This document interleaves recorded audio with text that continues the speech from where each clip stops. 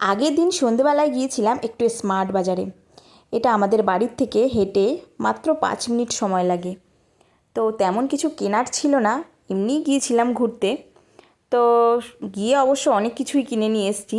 আমাদের বেশিরভাগ বাজারঘাট কিন্তু আমরা স্মার্ট বাজার থেকেই করি। সে মুদিখানাই বলো বা কোনো কিছু জামা কাপড় বা কোনো বাসন কোসন সবটাই কিন্তু আমরা এখান থেকেই কেনাকাটা করি।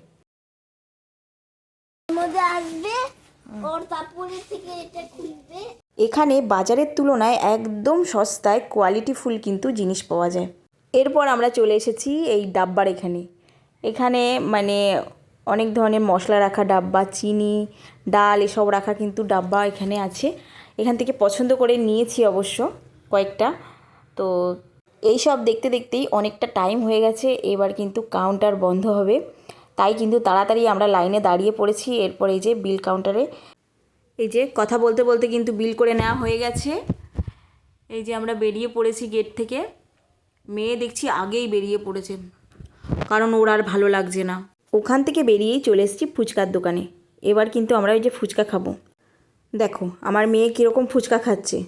বাড়িতে ভাত দাও বা অন্য কিছু খেতে দাও, ওকে খাইয়ে দিতে হয়, খেতে পারে না। কিন্তু এই সবের বেলায় ও দেখো দিব্যু কিন্তু একা একাই খেয়ে নিচ্ছে। এদিকে ওর কিন্তু এই যে ঝাল লেগে গেছে, তাই ওর বাবার কাছে যাচ্ছে, বাবাকে বলছে জল দাও। জল তো আর আনেনি, কি আর করবে, জল ছাড়াই এদিকে আবার ফুচকা খাওয়া শুরু করে।